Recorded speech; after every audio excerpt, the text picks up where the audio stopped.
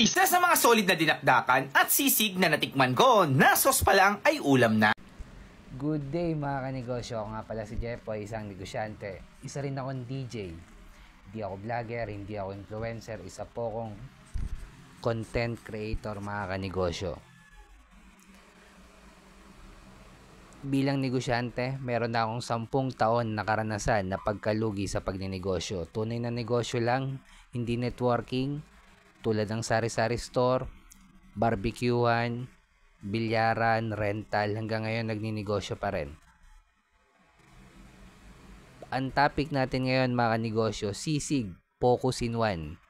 Makikita nyo naman sa unang video na pinalabas mga kanegosyo, sisig lang, focus in one.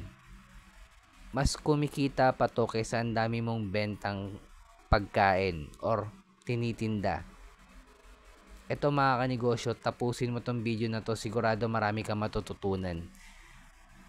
Kung nagdinegosyo ka naman na, malamang isa to sa dahilan kung bakit nalulugi yung negosyo mo.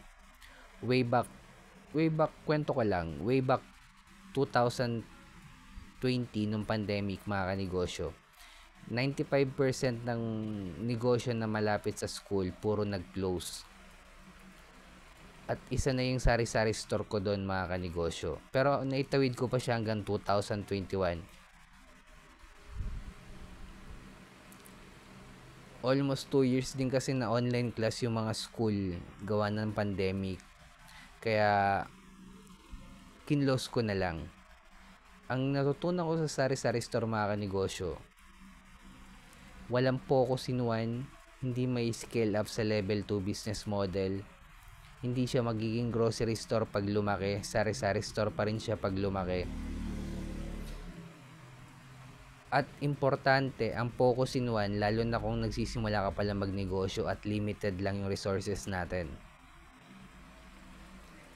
Tulad nung ginagawa nung nagsisisig mga kanegosyo, focus lang sa sisig mula simula at ipa-franchise to sa business at i-scale up to at ipa-franchise to. Sa franchising mga kanegosyo, hindi ka nakikita dito per se ng pagbebenta ng sisig. Kikita ka na dito sa franchising fee. Malugi man o kumita yung magpa-franchise sa'yo, yung franchising fee hindi na marirefund yun.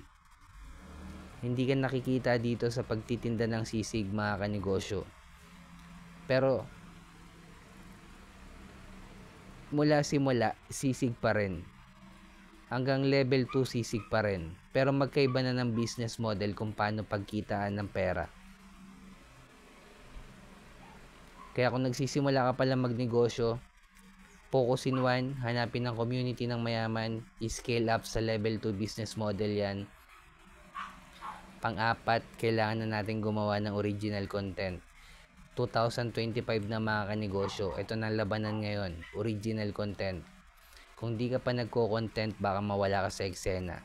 At kung umabot ka sa dulo na video na to, subscribe mo naman ako, like mo na rin tong video ko, comment ka lang sa baba, sisig, ilagay mo. Bilang negosyante, kung dumadanas tayo ng pagsubok or struggle, huwag natin kalimutan mag-pray kahit anong religion natin. Ingat tayong lahat. Peace.